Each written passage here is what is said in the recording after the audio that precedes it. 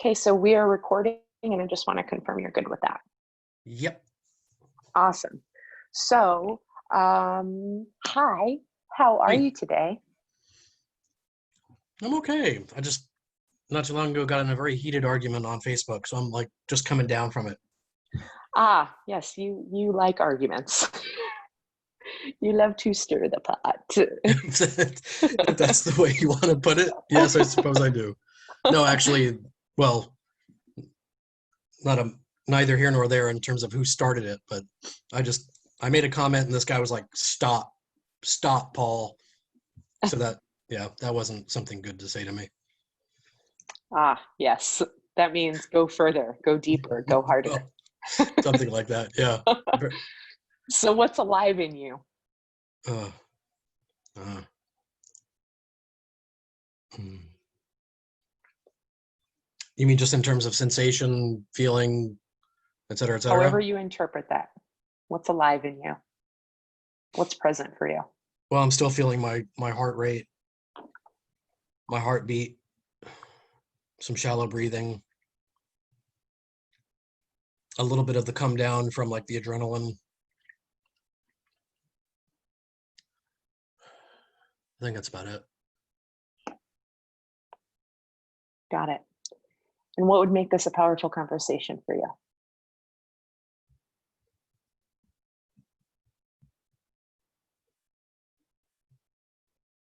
Presence.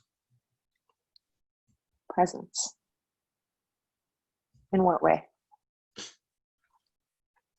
I don't typically like to sort of impose like an intent upon a conversation or anything for that matter. So I think if presence is there, then and I guess mutuality, what wants to sort of be seen and unfold will. I Got think it. there's a sort of like a limitation imposed upon it if I have like a specific idea in mind about what I'm wanting to come out of it. I think that like sort of already puts like a bit of a box on Okay, the potential. I But that's got just that. So what would you like coaching around?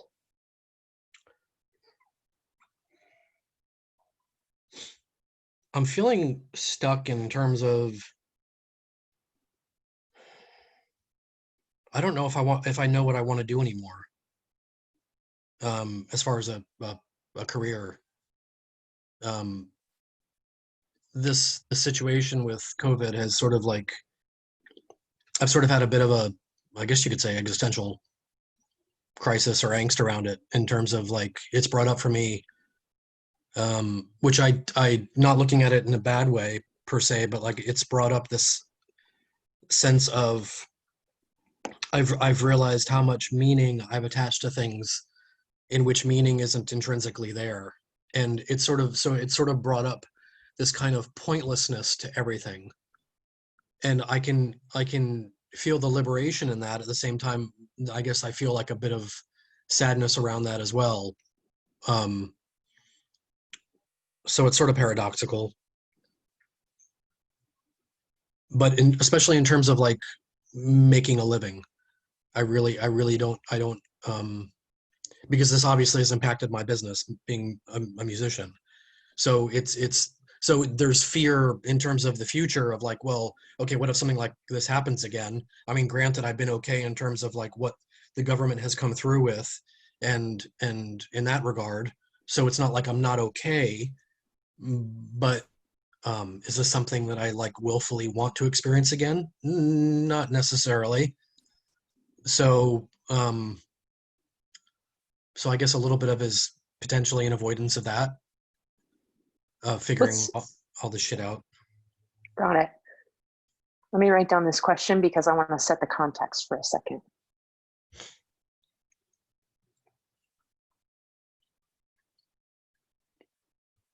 So if you see me look down, it's because I'm taking notes and getting ready to give you action items Yeah, no that I'd worries. send to you at the end of the call. Um, I want to fully invite you into the presence that you said you wanted to have in the beginning of the call. So if we enter into, I want you to be wholly present and honest and authentic in your deep dive into yourself. So if there's something that we cross into that you're like, you watch back later because you'll get this video and you're like, I don't really want that on YouTube, and in public, that's fine. The goal is to support you. And it was, I was clear that I wanted to post it on YouTube and be able to give people a snapshot of what coaching with me looked like. At the same time, supporting you is my priority. So if we cross into something that you're like, yeah, that's pretty personal or whatever it is, that's totally fine. Thanks. Yeah, you're welcome. So what's your relationship to grief?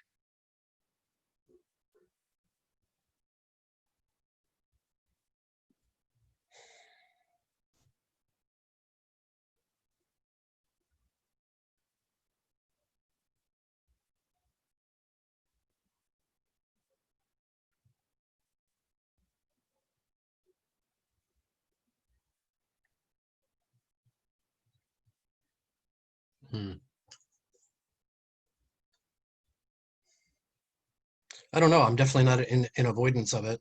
I'm not hesitant about experiencing it. I mean, in the sense of like, I think I fully allow what wants to be felt to be felt.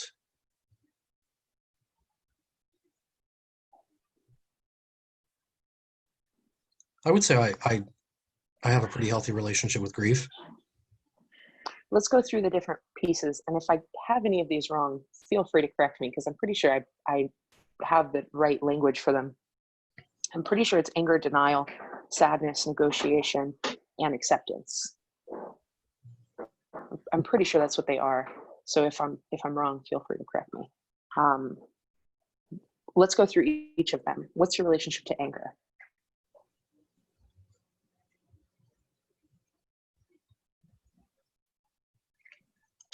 Maybe slightly confused.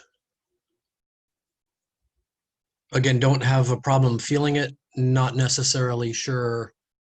And recently exploring righteous anger, but not sure.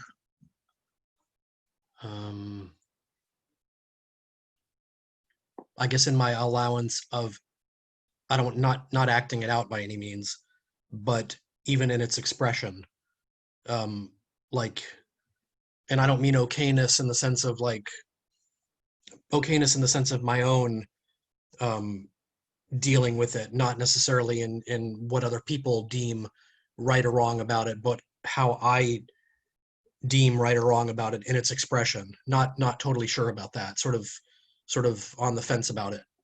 So maybe it's a little bit. Give me an example of what you mean.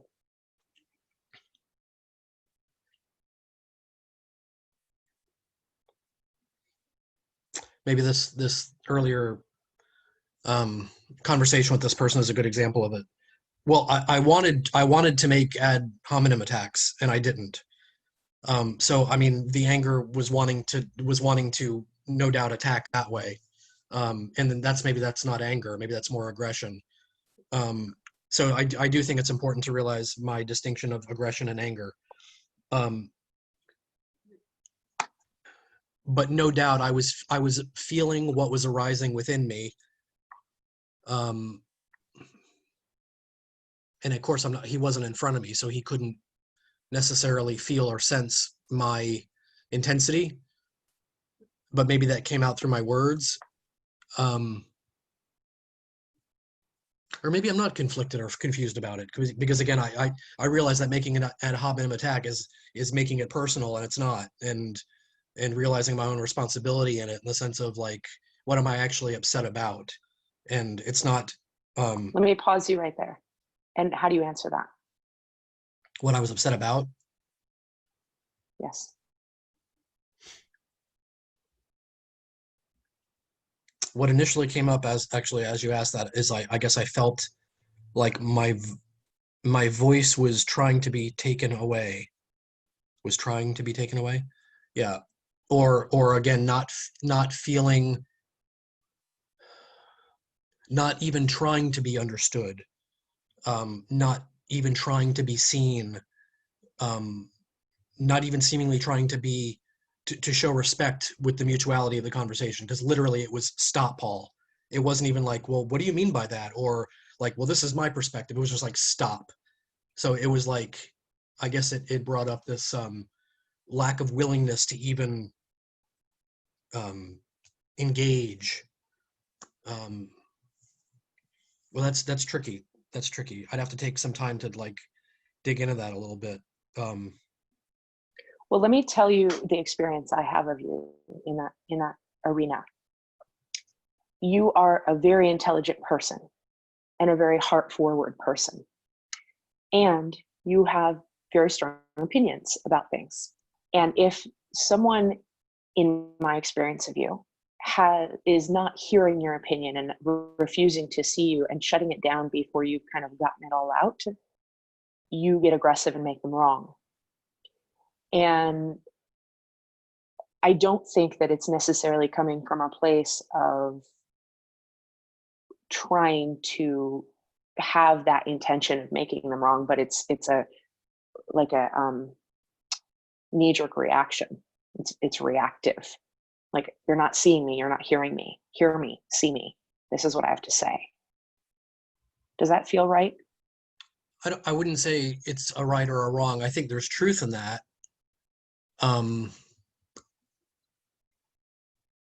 Because when I've seen people acknowledge what you're saying, even if it may be different than them, you loosen that up and you don't do that to them at all. Right.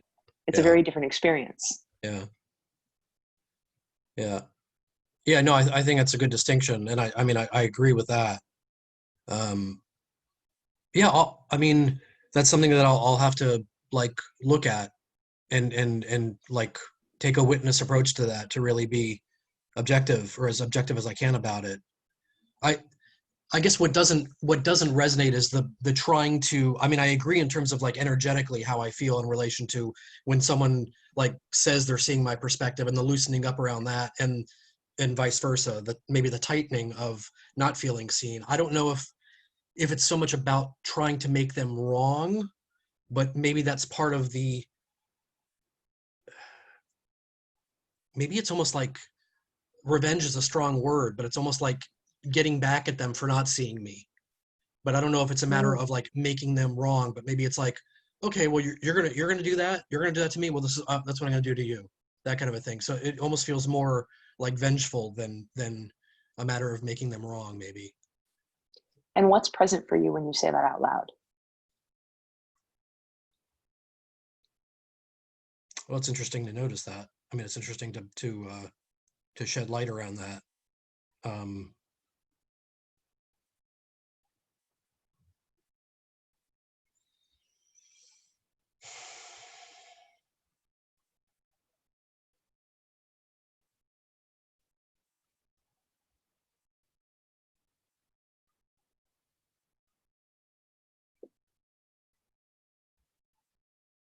yeah, it's almost like payback.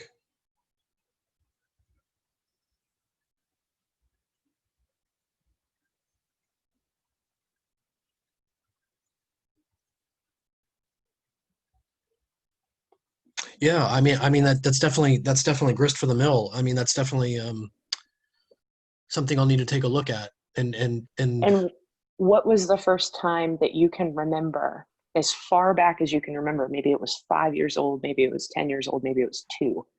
What's the earliest memory you can remember of feeling the need to give payback?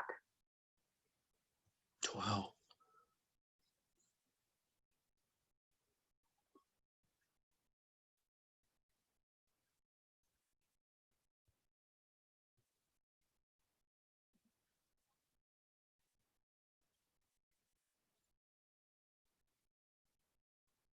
Let me take a second.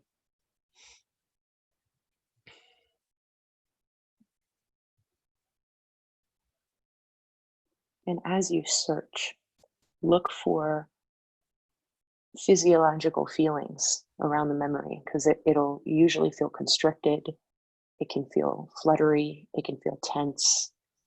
It can feel like tears welling up in the back of your eyes. But there's probably a moment that you can go back and find that.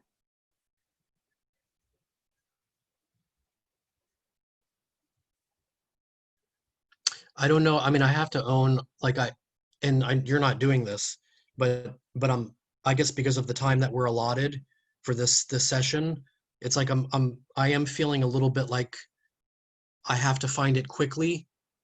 Got it. So I'm not like, I don't feel like I'm able to like relax into that exploration in a way. I'm just fully owning that. Like that's what's, I feel like sort of blocking it. Um, I appreciate that. yeah, So we'll just kind of go through the process and pick on some other parts and see yeah. what comes I mean, up. this definitely would be that. This would be great. This would be good stuff to go back to and listening back to it and taking the time to do that. That's, I mean, I can feel the resonance in the exploration. No doubt about that. And you'll have this, so you can definitely do that. Yeah, Is go back and look for the earliest memory of seeking revenge, seeking to for that payback. yeah.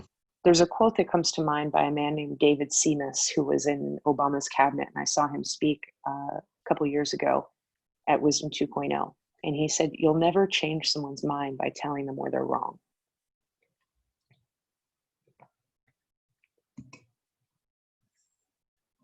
Yeah.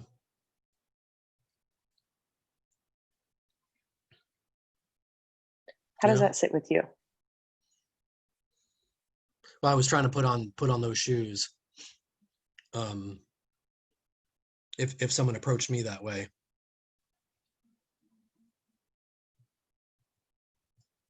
Yeah, I mean, I would assume that would put me automatically on the defensive. Got it. Yeah. And I mean, it's one thing to say, for someone to say, that doesn't resonate with me, or I see it this way, even though if it's a conflicting way, I think again, I would and could be open to the reception, no doubt of that. But I think if someone just intrinsically said, or not intrinsically, but it just outright said, you're wrong. Yeah, I mean, it would definitely, it would, I could feel it in my body already. It would bring up a sense of, I feel the contraction in my gut already. It would bring up a sense of defense and resistance. Got it. So there is, are you familiar with Landmark Yeah, education? yeah, Have you ever a done bit. Landmark? No. Okay. So in Landmark, they talk about rackets. And rackets are when you have one way of being that's kind of shielding you from something else back here. So there's a laundromat in the front, but there's gambling games going on in the back, and that's a racket. And what I hear is some sort of racket where you're trying to make your point, and you're engaging in a conflict that is kind of it's coming off as making someone wrong, but really underneath that is trying to be seen and trying to be Mhm. heard, Yeah. and not taking responsibility for that. So then instead you create a conflict and create a defensiveness in someone else so that you can fight that and have your revenge. So you set it up and you lay the cheese to play it out. Mm. Mm. Yeah, I mean, again, I would definitely say there's truth in that. But let me ask you this though, like just giving an example. So like I genuinely asked this woman on Facebook earlier about, she was talking about how she was upset that there's going to be like the lockdowns have going to be sort of somewhat released, and she was upset. So I just was sincerely curious. I was like, so I'm curious. I said, do you think that the virus can be eradicated by staying at home? So then someone else came on later and said, um, Paul, like I hear you know, the condescending nature of your question, and it's dripping with sarcasm, and um, and it's ironic coming from someone that doesn't understand anything. So like, so what now is that saying something potentially? I mean, I guess it could be saying something potentially about my question, but how would you view like that kind of reaction to my question, or um, or maybe it's not an or, because I try to be aware when I do ask the question where that question is emanating from. Well, let me flip it back to you and ask the question, what was alive in you in that moment when you read the other person's response? You mean the one who said I was condescending and Right.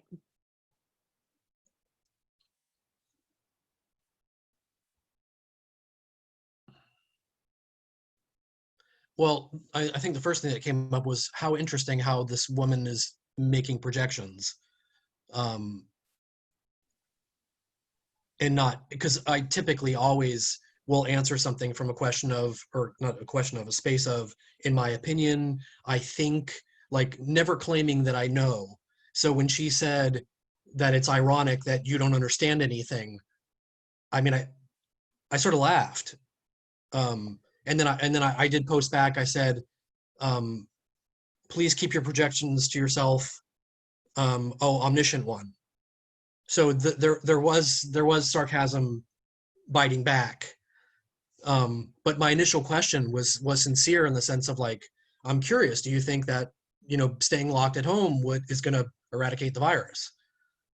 So, I mean, I guess it was interesting what it brought up in her, but then also no doubt as a byproduct of that, what it brought back that sarcasm. Got it. So what's perfect is we were starting this as digging into the stages of grief in your relationship to each one of those different things. Yeah. And we were working on anger, and we've kind of come full circle right back to anger, because sarcasm is really masking anger. Yeah. It's really that you're pissed, and rather than being pissed and owning that, it's sorry about that. Passive aggressive in a way. There we go. Yeah, it is. Yeah. Yeah. So then it's that, I would say that's probably one of the early signs, early trigger points for you, having sarcasm, of entering into payback and revenge. Got it. Yeah, that makes sense. Yeah, I see that you got that. Yeah. So let's go to the next one, denial. We're going to go through the rest of them a little quickly. Yeah. But are you okay if we go over by 10 minutes? Yeah. Okay. So I'm finding that these tend to last about 40 to 45 minutes. So I probably need to be more clear about that. Didn't realize it before, but here we are. So No worries. okay, so let's go. Which one do you want to go into next? We've got denial, excuse me, denial, sadness, negotiation, acceptance. Denial, I mean, again, I'm respecting your perspective and your perception. I think my relationship with denial is pretty healthy. I don't feel like I have an issue owning up. If someone brings something up that I'm deeming as resonant for me, regardless of whether it's something that I quote unquote want to see. I mean, meaning if it's not a positive trait, I typically don't have issue owning it. Got it. And So, just in you saying that right now, and in your being, I got that. I'm pretty clear with that. So what about sadness? yeah, again, I sometimes look to experience it. Or maybe I equate sadness, no doubt, I guess, with nostalgia. But I've been doing that lately, like listening to music that like moves the fuck out of me, and that will bring up tears. And I mean, so that actually I've been seeking You to can do. flow. You can flow through sadness. Yeah, it seems like it. Yeah. Got it. Do you feel like you're quick to anger or quick to sadness? Hmm. Hmm. It's neither of those, but I'm quick to frustration. Well, frustration's an arm of anger, Yeah, just yeah, like rage is on the further end. yeah. So quick to anger or quick to rage or quick to frustration is usually covering some form of sadness, some sort of pain. Hmm. Quick to sadness is usually covering anger. Hmm. That's why I ask. So Hmm. if I pose it in that way, what do you notice?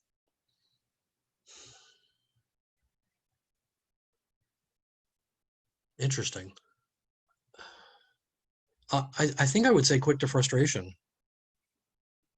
Okay. And what do you and think is and and under? also, but actually, now again that I say that, there's sort of entangled in that is disappointment. In what way?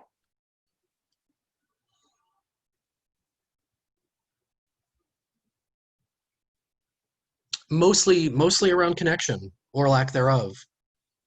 Mm. Wanting to connect and finding it seemingly more difficult to do. Then not at the same, I mean, at the same time though, then, actually I've connected recently with two new people that seems really nice. Then at the same time, my most recent ex-girlfriend, unfriended me because I put a petition against mandatory vaccinations on my page, and she unfriended me because of it. So it's like, so the disappointment of the sadness of, wow, where's loyalty and friendship? You know, like where's lack of holding two seemingly contradictory viewpoints in the same space? Where's that? Why can't that be more common? Why can't there be more acceptance of another in their differences? And what do you do in who you are and your being? What actions do you take from your own being that foster loyalty and connection?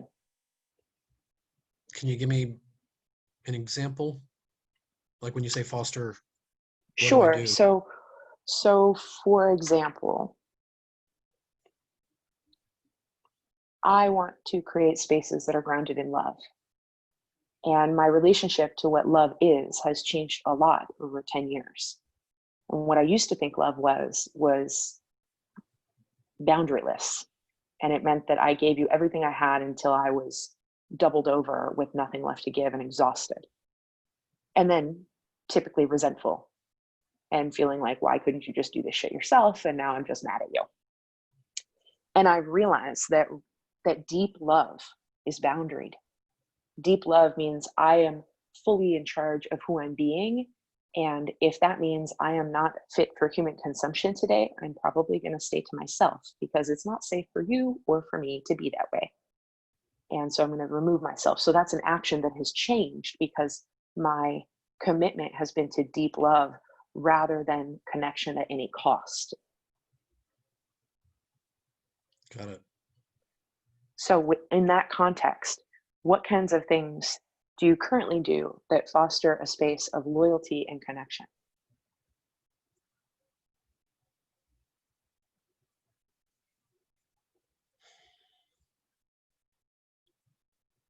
I offer to serve, I offer to lend an ear, I offer to hold unconditional acceptance.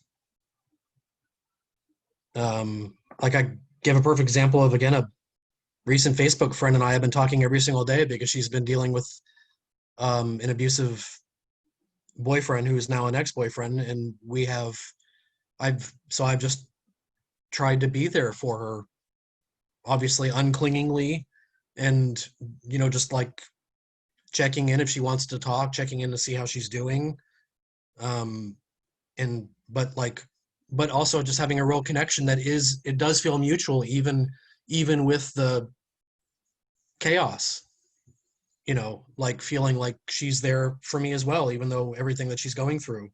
um so, and we've been talking probably, I don't know, almost 2 hours a day. So Got in it. the sense, So if those things aren't there, what do you do? If you're not feeling that for someone or you're not feeling that given to you, that loyalty, that support, hang on, there's more to this question.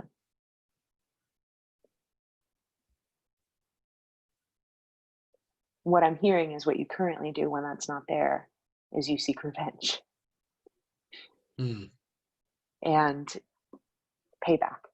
hmm, So that's an action in your being that's actually out of alignment, which is probably why the stress goes high, but so does the kind of exhilaration and adrenaline. That's the word I was looking for. Why the adrenaline goes high, and I would guess that there's probably a little bit of sadness after.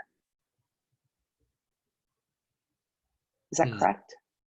The sadness I'm not sure about, but I think, I mean, again, I get the connection of when I'm not getting that, um that there is like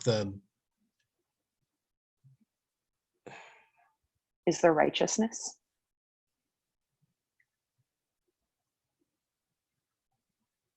it's almost like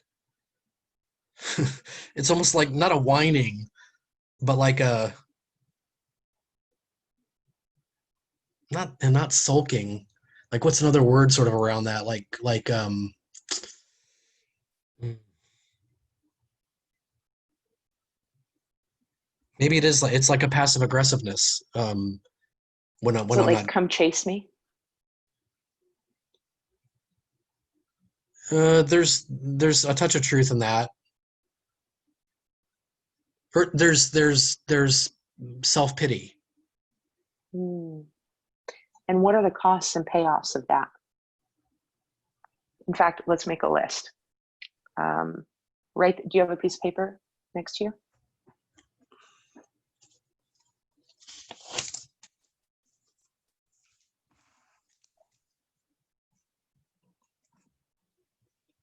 Yep. Write down self-pity Okay.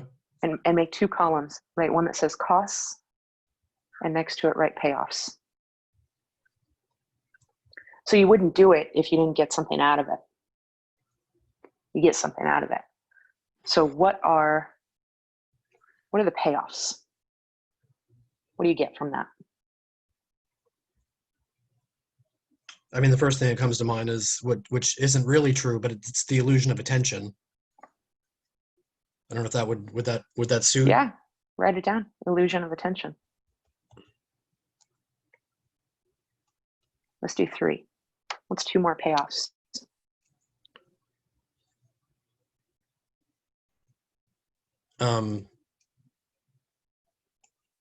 Being felt sorry for.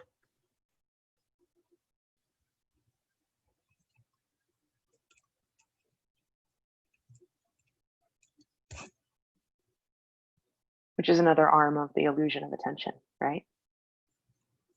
And what's one more?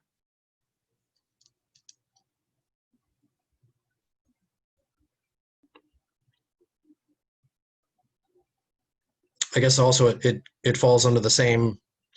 I was going to say consoling. So support. You get some consoling support.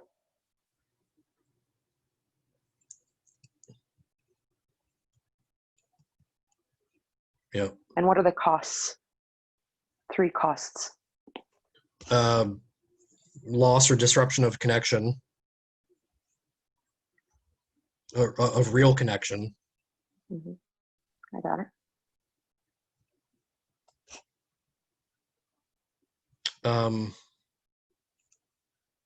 Playing the role of victim.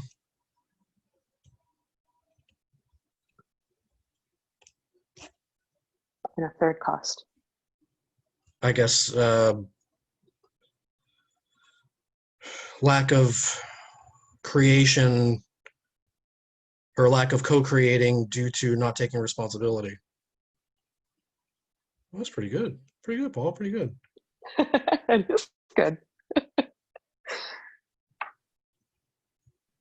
So looking at this list and kind of backing up and taking a wider view in the context of our whole conversation here, what do you see? More fucking work to do. We always do. We always do. But what's something else?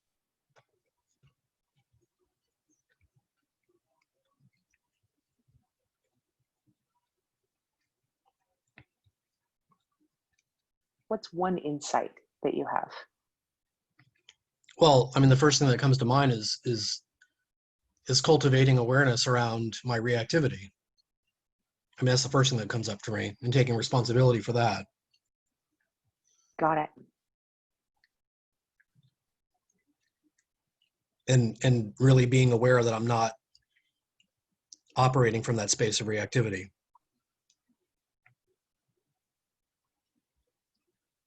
And I notice I have not given myself time to do that of Got it. late. And when you do lists like this and you see the costs and payoffs of things, you'll notice the reactivity. And I'm a firm believer that how you do one thing is how you do everything. And so I experience you as a very loving, very connected, relational person. And yet I've also seen you get defensive and get reactive and have it neutralized. So I've seen that experience with you. And it's the only way that's going to shift is when your commitment to connection is stronger than these costs and payoffs. Mm. Mm. Yeah, I like it. I like it. All right. we're going to wrap up. Are you ready? Yeah, Okay. What value did you get from today's call? definitely awareness around things that I really wasn't aware of, at least to the detail that you've helped me become aware of. Awesome. Definitely. Presence. That's what we set out for, right? Yeah, yeah, but you knew the quote unquote right questions to ask, and I mean, I don't think presence alone would have done it. So, no, Well, seriously, awareness. Yeah. no, seriously, to your credit. I mean, presence alone wouldn't have done it. I mean, just you knew how to work with it. And what, if anything, was missing? A hug. Got it.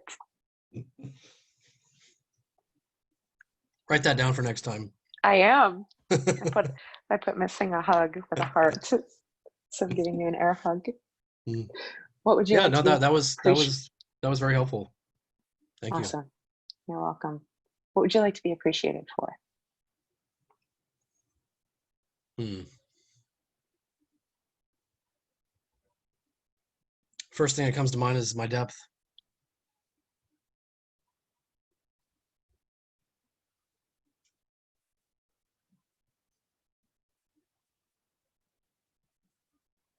Thank you, Paul, for being so willing to explore your own depths, willing to explore why you're doing the things that you do, willing to show up.